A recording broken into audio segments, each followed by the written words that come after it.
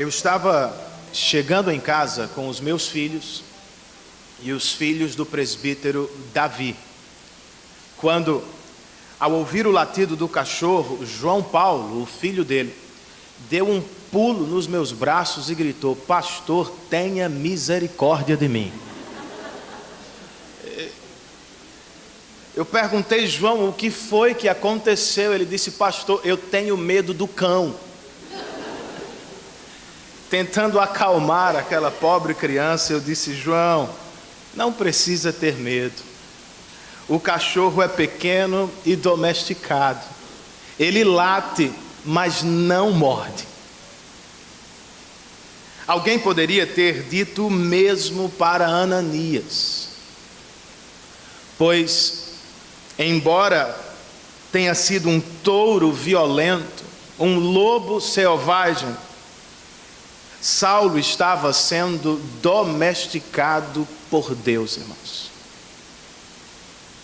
Aquele homem perseguidor da igreja estava sendo feito uma nova criatura para a glória de Deus. É o que o Evangelho faz conosco. E é o que nós lemos neste texto. Atos, capítulo 9, versículo de número 10. Acompanhe comigo a leitura do texto inspirado. Em Damasco havia um discípulo chamado Ananias. O Senhor o chamou numa visão. "Ananias, eis-me aqui, Senhor." Respondeu ele. O Senhor lhe disse: "Vá à casa de Judas, na rua chamada Direita, e pergunte por um homem de Tarso chamado Saulo. Ele está orando." Numa visão viu um homem chamado Ananias chegar e impor-lhe as mãos para que voltasse a ver. Respondeu Ananias: "Senhor, tenho ouvido muita coisa a respeito desse homem e de todo o mal que ele tem feito aos teus santos em Jerusalém. Ele chegou aqui com a autorização dos chefes dos sacerdotes para prender todos os que invocam o teu nome." Mas o Senhor disse a Ananias: "Vá. Este homem é meu instrumento escolhido para levar o meu nome perante os gentios e seus reis e perante o povo de Israel. Mostrarei a ele o quanto deve sofrer pelo meu nome." Então Ananias foi, entrou na casa, pôs as mãos sobre Saulo e disse: "Irmão Saulo, o Senhor Jesus, que lhe apareceu no caminho por onde você vinha, enviou-me para que você volte a ver e seja cheio do Espírito Santo." Imediatamente, algo como escamas caiu dos olhos de Saulo, e ele passou a ver novamente. Levantando-se, foi batizado, e depois de comer, recuperou as forças. Saulo passou vários dias com os discípulos em Damasco. Vamos orar outra vez, irmãos? Senhor, muito obrigado por esta manhã e por tudo que já fizemos até aqui. Este culto é para a tua glória e nós queremos fazê-lo segundo a tua palavra, atendendo aos elementos prescritos, somente eles, na tua palavra. Agora nos aproximamos da tua mensagem, Senhor, e nós te pedimos por assistência dobrada. Ajuda-me enquanto pregador, ajuda-nos enquanto ouvintes da tua mensagem, pois a tua própria palavra nos diz em Romanos que a fé vem pelo ouvir, e ouvir a mensagem do teu evangelho anunciada através da pregação da tua palavra. Toma esta mensagem, Senhor, para gerar fé salvadora e fé santificadora em nossos corações. E que aprendamos nesta manhã sobre a nova vida do evangelho de Jesus Cristo. Te pedimos no nome dele e para a glória dele. Amém.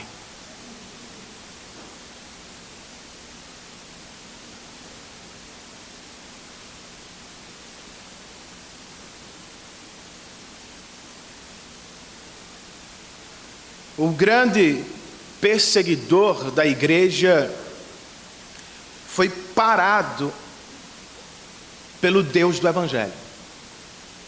Ele não foi páreo para o Senhor. Como ouvimos no último sermão, Saulo foi parado pelo próprio Cristo e humilhado, foi conduzido cego e desorientado a uma casa na cidade de Damasco. Foi onde nos despedimos dele no nosso último culto. O que acontecerá a este homem? O que marcará as próximas páginas de sua história? Saulo de Tarso ainda é a mesma pessoa, irmãos? Ou será que algo mudou? É claro que mudou. O Dr. John Stott, comentando este texto, escreve: é maravilhoso ver a transformação que começou a aparecer imediatamente em suas atitudes, em seu caráter e de modo especial em seu relacionamento com Deus, com a igreja cristã e com o mundo incrédulo. É o que sempre acontece, amigos. O Evangelho não apenas salva, ele tem poder para transformar. O Evangelho não somente alcança, ele pode nos levar a uma nova vida para a glória de Deus Pai. De que vida eu estou falando, irmãos? E como este texto pode nos ajudar a conhecer e vivê-la para o louvor do nosso Deus? Bem, usando nosso irmão como exemplo, eu posso dizer primeiro que o Evangelho do Senhor Jesus Cristo nos transforma em um novo homem, em uma nova pessoa. É o que vemos na primeira parte do texto desta manhã. Antes, porém, de Saulo, o novo homem, nós somos apresentados a uma figura pouco conhecida chamada Ananias. Embora a história da igreja o tenha por bispo desta cidade importante, Lucas nos fala dele no verso 10 assim: em Damasco havia um discípulo chamado Ananias. Não sabemos nada além desta informação.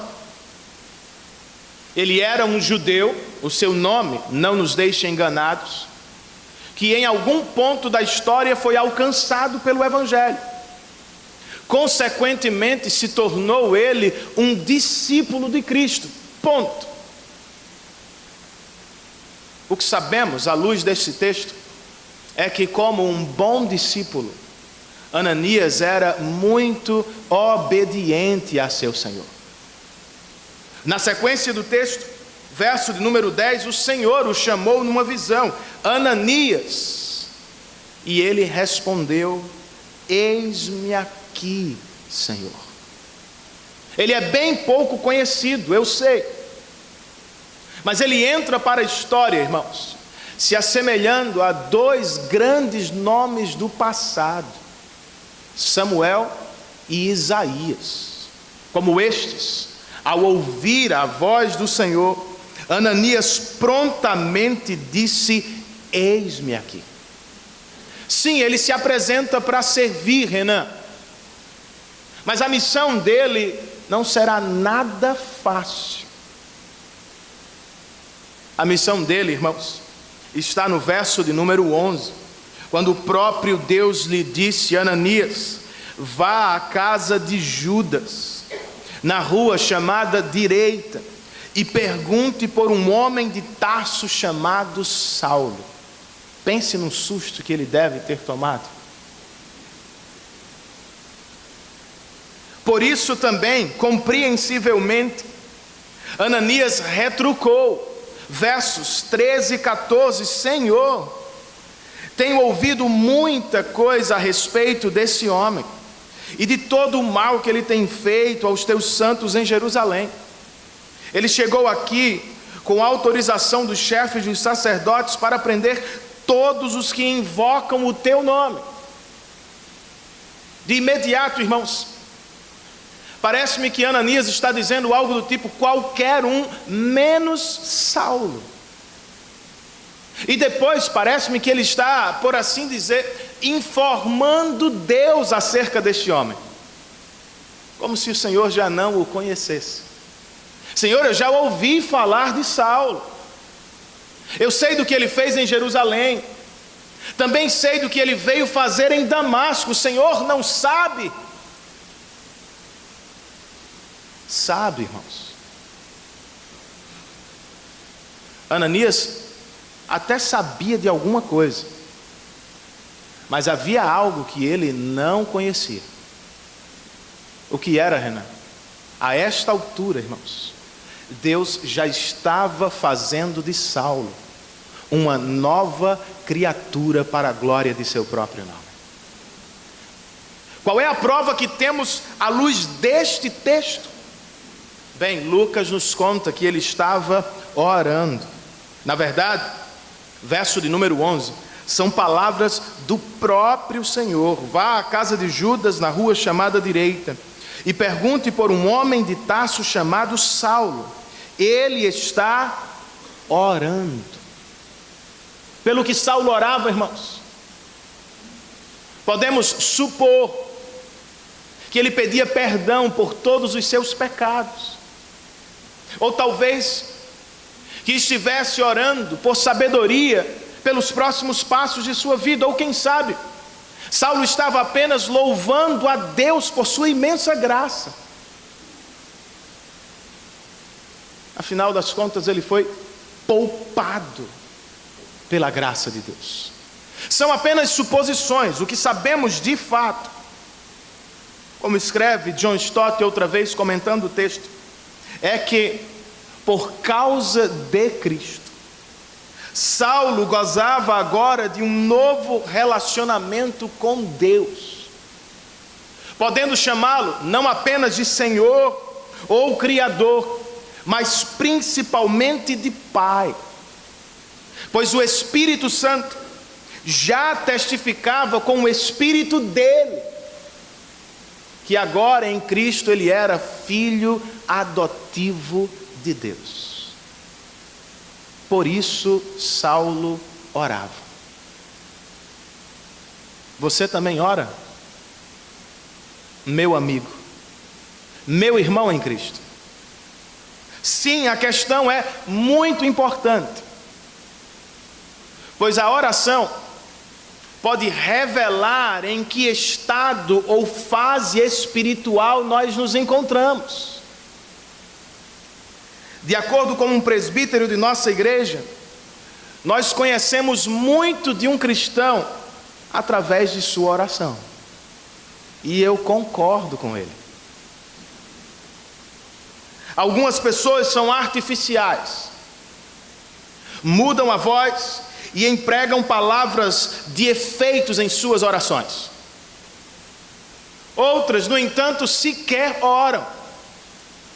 Dizem não encontrar as palavras corretas, não conseguem articular as frases de uma oração. São dois extremos perigosos, irmãos. Mas ao meio deles acham-se aqueles que simplesmente oram, usando expressões e palavras conhecidas. Eles falam com Deus tendo prazer, pois já o têm por Pai Celestial. Diga-se de passagem, foi o que vi no genro do mesmo presbítero mencionado. Estávamos no culto de oração, quando, me esquecendo de que o jovem nem batizado era, o convidei para orar. Ele hesitou ao início, mas foi. E naquela noite ele orou pelo reino de Deus, pediu pelo avanço do reino do Senhor, e ao final da oração, me lembro de ter ouvido algo do tipo: Senhor, guarda o meu pastor, abençoa a família dele, E acima de tudo, preserve-o fiel na pregação. Embora curta e informal, aquela oração era uma oração de crente, irmãos. Por isso, percebendo que o jovem havia nascido de novo, por obra invisível do Espírito, e pela proclamação da palavra, deixei aquele culto radiante no Senhor. Foi o que aconteceu com Saulo também. Ele já não era mais o mesmo. Ananias ainda não tinha conhecimento, mas a esta altura Deus já estava fazendo deste homem um novo homem para a glória de seu próprio nome. Você poderia dizer o mesmo acerca do seu estado espiritual? Você também é um novo homem, uma nova mulher para a glória de Deus. Você pode revelar isso através de um relacionamento com Deus, o que se dá também por meio da oração. Sobre esta, à luz desse texto, eu ainda posso dizer o seguinte: Deus ouve as nossas orações, cristãos. Ouviu a de Saulo, cego na casa de Judas. Ouve a sua, minha irmã, quando todos vão dormir. Ouve a sua, meu irmão, antes de o sol nascer. Deus ouve as nossas orações, principalmente aquelas feitas segundo a sua vontade e para o louvor de sua glória, se é assim, siga orando pelo avanço do reino de Deus. Siga orando pelo avanço do reino de Deus no mundo e na sua casa, em lugares distantes e em seu próprio coração. Ore pela salvação do seu esposo, sim, pela salvação dos seus filhos, dos seus amigos, familiares, colegas de trabalho. Você acha que é difícil? Sinceramente falando, é impossível. Mas lembre-se, servimos a um Deus que foi capaz de salvar a Saulo de Tarso. O nosso Deus é poderoso para salvar e transformar o maior inimigo da igreja, irmãos, no maior missionário do primeiro século. E por que ele o faz, Renan? O que move o coração de Deus na direção de Saulo, o que pode movê-lo na minha direção ou na direção dos meus familiares? Graça soberana, irmãos. Não é nada que Deus vê em nós, não é nada externo a Deus. Nas palavras do novo Saulo, muito tempo depois de sua conversão, quando escrevia aos Romanos, ele registrou: isso não depende do desejo ou do esforço humano, mas da misericórdia de Deus. Pois ele mesmo disse a Moisés: terei misericórdia de quem eu quiser ter misericórdia, e terei compaixão de quem eu quiser ter compaixão. Foi o que aconteceu a Saulo, a mim, a você, se é cristão, e é o que pode acontecer aos seus familiares e aos seus amigos, para a glória de Deus. Como respondemos? Com louvor e oração, irmãos. Em casa, como Saulo ao início do texto, e na igreja, como veremos Saulo ao final do texto. Se somos alcançados pelo Evangelho, nós adoramos a Deus através de louvores e oração. Pessoas que nasceram de novo se reúnem para adorá-lo, consagram-se ao serviço dele, vivem para a glória dele. Veja então, se este é o seu caso nesta manhã. Aproveite esta mensagem para averiguar seu próprio coração, para saber onde está na caminhada da fé. E depois, volte-se para Deus por meio de Cristo, assumindo o compromisso de viver uma vida de oração para a glória de Deus.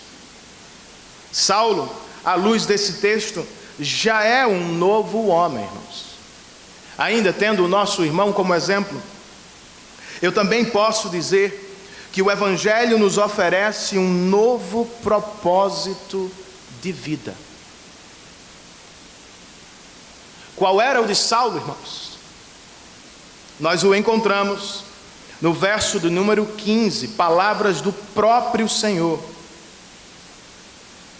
O Senhor disse a Ananias: vá, este homem é meu instrumento escolhido, para levar o meu nome perante os gentios e seus reis, e perante a casa ou o povo de Israel.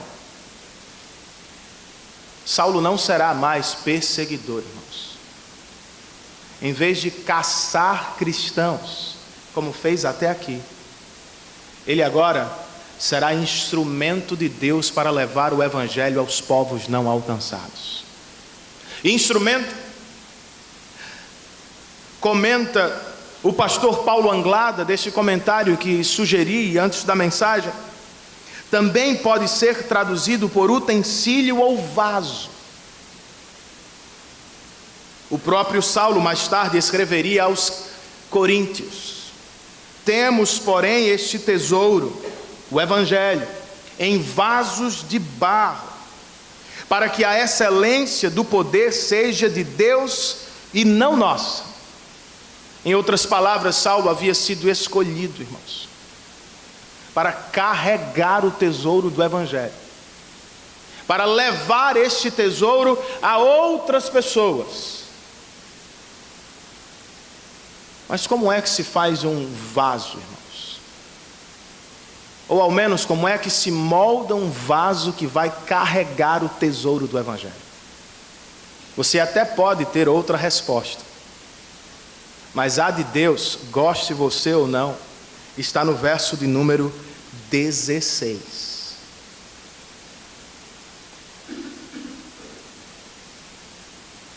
Mostrarei a ele o quanto deve sofrer pelo meu nome. Ninguém diz amém agora. Mas não se trata de castigo, irmãos. Não é como se Deus estivesse dizendo a Saulo: já que você perseguiu o meu povo, eu o farei padecer agora. Não. É uma escola. O sofrimento é uma espécie de sala de aula do próprio Deus. Como escreve um comentarista, esse tem sido o meio escolhido por Deus através dos séculos para domesticar os touros raivosos que vêm à igreja.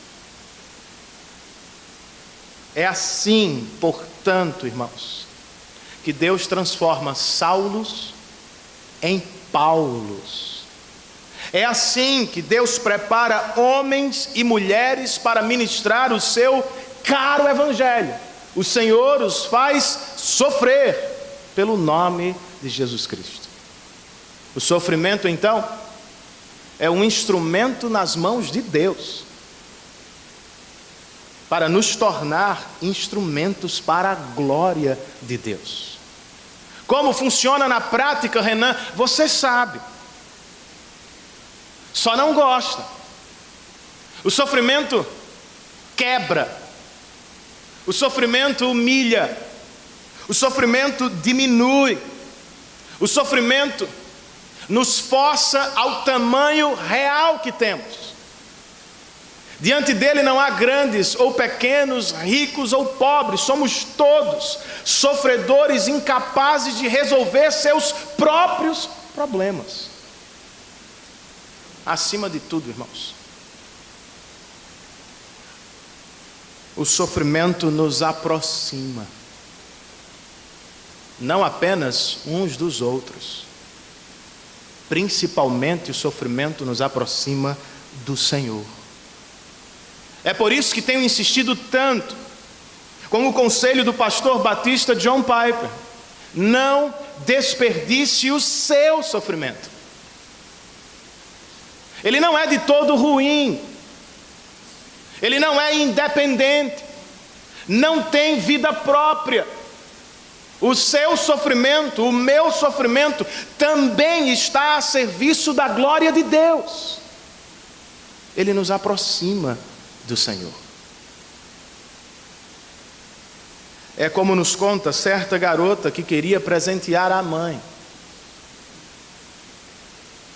mas porque era deficiente das pernas, ela não podia carregar o presente sozinha. Mas quando viu o pai, rapidamente pensou e teve uma ideia. Ela disse: pai, eu carrego o presente e o Senhor me carrega nos braços. É o que pode estar acontecendo com você, meu irmão. Você acha que é a pior coisa do mundo, mas talvez seja um instrumento de Deus de trazê-lo para perto. É a ferramenta que Deus tem para fazê-lo pedir: pai, carrega-me no teu colo. Por que você não pede nesta manhã? Por que também não faz esta mesma oração? O sofrimento que bateu à sua porta está sob as mãos de Deus, e Ele pode muito bem ser uma grande bênção disfarçada de tribulação. Foi assim que o próprio Saulo, anos depois, encarou o sofrimento do famoso espinho na carne. Lembra-se dele? O espinho o humilhava, e por isso Saulo, ou o novo Saulo, pediu a Deus: tire-o de mim. Mas, ao ouvir a resposta de Deus, que foi: a minha graça é suficiente para você, e o meu poder se aperfeiçoa na sua fraqueza, o novo Saulo mudou de ideia e disse: portanto, eu me gloriarei ainda mais alegremente em minhas fraquezas, para que o poder de Cristo repouse sobre mim. Por isso, por amor de Cristo, regozijo-me nas fraquezas, nos insultos, nas necessidades, nas perseguições, nas angústias, pois quando sou fraco é que sou forte. Você me entendeu, cristão? Eu não tenho todas as respostas para todas as perguntas que anda fazendo sobre o seu sofrimento, mas esta é clara e bíblica. Deus está usando o sofrimento para prepará-lo para dar glórias a Ele. Se é assim, meu irmão, se o sofrimento vai torná-lo mais humilde com os outros pecadores, mais amorosa com as pessoas que sofrem, se o sofrimento vai nos tornar todos mais dependentes de Deus, reclamemos menos, nos apropriemos mais da graça de Deus que está disponível em dias de necessidade. Murmuremos menos, irmãos, e pensemos biblicamente. Perguntemo-nos constantemente: Senhor, como Tu estás me fazendo um melhor vaso, um melhor instrumento para a glória do Teu nome. A propósito, irmãos, esta é outra questão muito importante que o texto ressalta. Deus tem planos para os seus servos. Vejam isso, Deus tinha planos para Saulo antes mesmo de sua conversão, quando ele ainda perseguia e matava cristãos. A boa notícia é: Deus não tem planos apenas para Saulo. Deus tem planos para cada filho seu. Deus não só tem ministério para pastores ou missionários. À luz de Efésios, Deus tem ministério para todos os membros de sua igreja. Foi por isso que Ele nos deu dons e talentos, para que os usássemos, não apenas para ganhar a vida, mas principalmente para servi-lo em tudo e com tudo que fazemos de segunda a segunda. Como descobrimos este plano de Deus? Ou como sabemos quais são os nossos dons? Eu sugiro que adote uma postura mais de utilidade e menos de inventário. A maioria das pessoas passa a vida inteira dizendo eu tenho este ou aquele dom, ou almejando este ou aquele dom.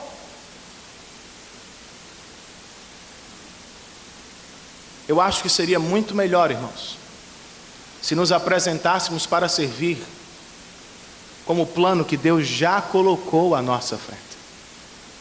Em vez de perder meses e anos da sua vida fazendo esta pergunta tola, veja a necessidade que está diante dos seus olhos e apresente-se para servir. À medida que serve aqui ou ali, sabendo mais ou menos fazer esta tarefa, você vai se descobrindo. E quando se der conta, já estará servindo a Deus para a glória de seu nome. Em que consiste a nova vida do Evangelho, irmãos? Depois de duas respostas iniciais, eu ainda posso dizer à luz desse texto que o Evangelho nos dá uma nova família, com quem viveremos para toda a eternidade. E esta passa pela visita do herói esquecido Ananias. Embora tenha hesitado ao início da missão, Lucas nos conta no verso 17 que Ananias foi sim ao encontro de Saulo. E em uma leitura rápida pode até parecer fácil, mas certamente não foi, irmãos. Um comentarista, tentando reproduzir a cena, escreveu o seguinte: Ananias saiu de casa para a noite fria e andou até a rua direita, uma das poucas avenidas retas entre os corredores tortuosos de Damasco. Chegando, bateu de leve à porta da casa, pensando consigo mesmo, talvez não haja ninguém. Bateu de novo, mais forte, e Judas abriu a larga porta de madeira, deu uma olhada no estranho e acenou afirmativamente com a cabeça. O servo de Deus entrou enquanto Judas lhe sussurrava: estávamos à sua espera. Ananias deve ter engolido no seco, e olhando para o canto mais distante daquele aposento, fixou os olhos em uma figura frágil, de joelhos em oração. Aquele foi o seu primeiro e último vislumbre de Saulo de Tarso. De fato, irmãos. E isso fica claro quando lemos as próprias palavras de Ananias. Verso 17.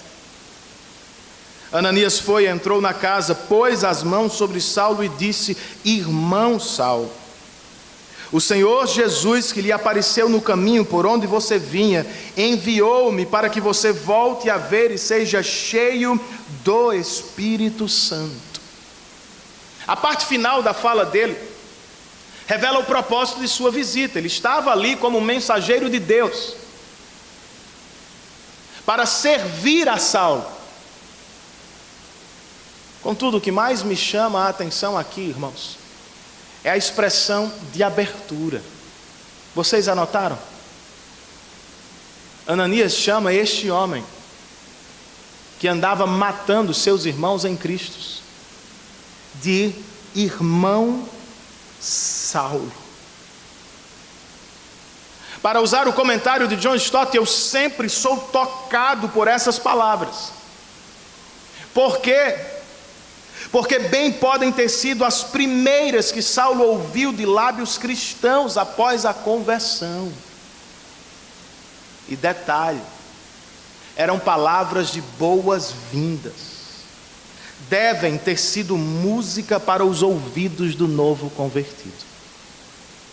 E imediatamente, o verso 18 continua: algo como escamas caiu dos olhos de Saulo, e ele passou a ver novamente.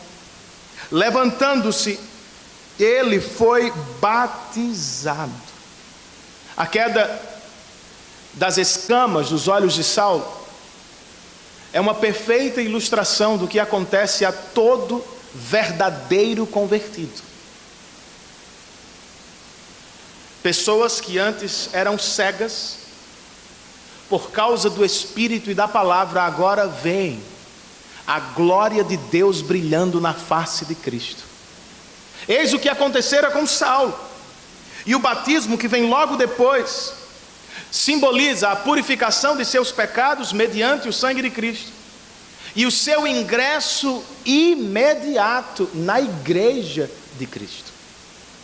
E sobre este, irmãos, vale a pena notar que, de novo, Lucas não enfatiza a forma. No entanto, como explica o pastor Paulo Anglada, o contexto parece favorecer o batismo por aspersão. Pois não é sugerido que eles tenham saído de casa. E como o próprio verso 19 indica, Saulo não tinha forças para fazê-lo depois de 3 dias de jejum. Ele até recobrou as forças, irmãos, mas não foi para ir a um rio. O verso 19 nos diz que depois de comer, ele recuperou as forças e passou vários dias com os discípulos em Damasco. Ou seja, ele não voltou imediatamente para casa. Ele ficou em Damasco, desfrutando desta nova família, destes novos irmãos a quem há poucos dias tinha por inimigos mortais. Impressionante, eu acho. A propósito, você seria capaz de fazer o mesmo?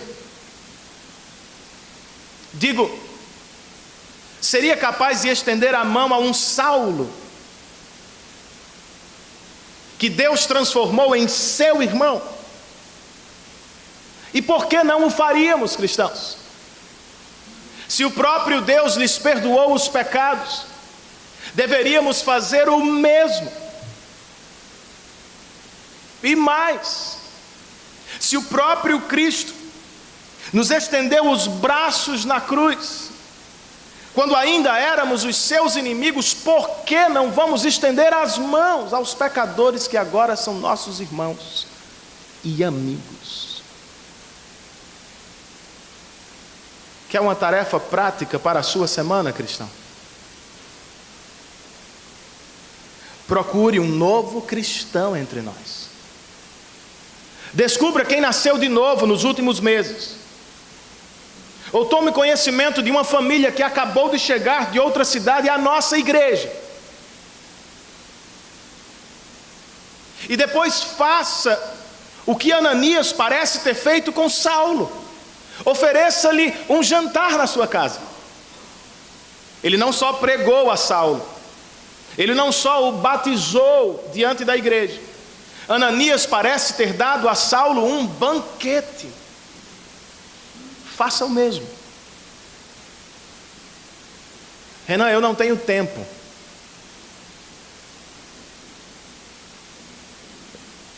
Eu quase me intimidei por causa da câmera. Mas eu vou dizer a verdade. É mentira. Nós temos, irmãos. Nós fazemos, no mínimo, 21 refeições por semana. Cada uma delas leva algo em torno de 40 minutos, 1 hora. Por que não ofertar o dízimo das refeições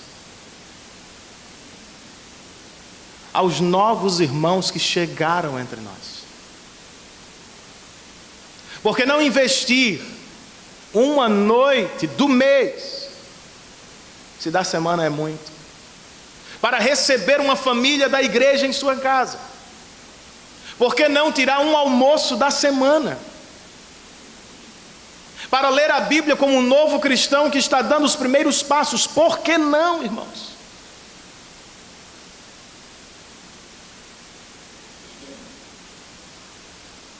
Outra coisa importante do texto é o que Lucas nos diz sobre a entrada imediata de Saulo na igreja. Na verdade, é o que acontece ao longo de todo o texto de Atos. Pessoas alcançadas pelo Evangelho são imediatamente acrescentadas à igreja. Não há como separar essas duas realidades. Pessoas salvas por Cristo são levadas e inseridas ao povo de Cristo. Em Cristo e por Cristo nós ganhamos uma nova família. E de novo eu digo, ela é imperfeita como a sua. Ela é feita de pecadores como a minha. Não deveria ser novidade para você. Ainda assim deveríamos ter todo o respeito do mundo com a igreja. Pois ela é chamada nas Escrituras de a família de Deus. A noiva por quem Cristo derramou o próprio sangue. Então bote a mão na boca antes de falar dela. E resolva ter um relacionamento sério com ela. Pois o nosso relacionamento com ela diz muito do nosso relacionamento com Cristo.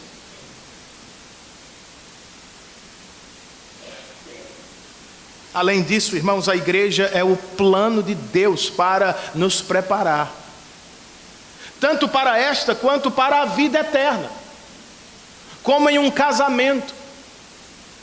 A igreja é o ambiente de discipulado e crescimento cristãos. É a igreja que nos ensina, é a igreja que nos encoraja, é a igreja que nos molda, nos treina para servir a Deus. Não é pouca coisa. Por isso, pergunto-lhe nessa manhã: você já entrou?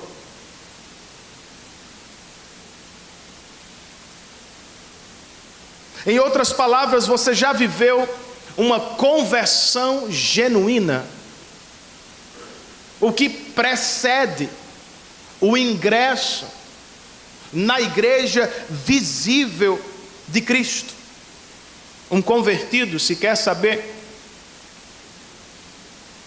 é alguém que, entre outras coisas, encontrava-se cego e agora vê. Achava-se em trevas espirituais, mas agora teve mente e coração iluminados pelo Espírito e a palavra, e agora enxerga Cristo. Nesse sentido, conversão não consiste em mera decisão por Cristo. Ela não é alcançada por meio de educação, nem jamais pode ser confundida com moralidade ou tradição. Biblicamente falando, estamos falando de uma obra sobrenatural do Espírito, por meio da qual Ele ilumina os nossos corações. O novo Saulo, falando sobre a conversão, escreveu aos Coríntios: pois Deus que disse, das trevas resplandeça a luz, Ele mesmo brilhou em nossos corações para a iluminação do conhecimento da glória de Deus na face de Cristo.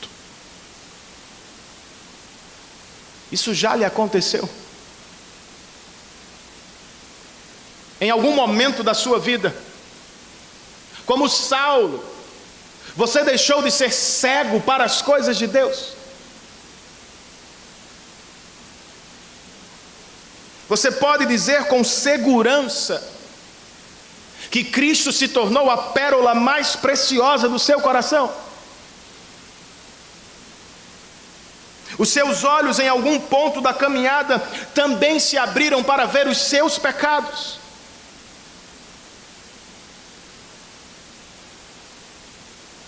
E melhor do que isso, eles já se abriram para ver o que Cristo fez no seu lugar na cruz do Calvário.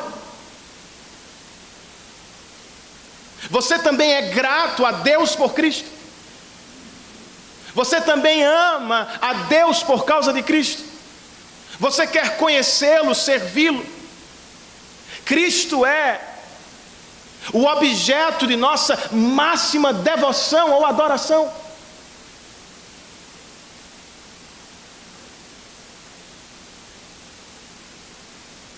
E uma pergunta última que responde a todas as outras na prática: e o povo de Cristo? Ele também se tornou o seu povo querido? Minha oração, irmãos, é que a nossa igreja tenha menos Simãos, mensagens anteriores, e mais Saulos.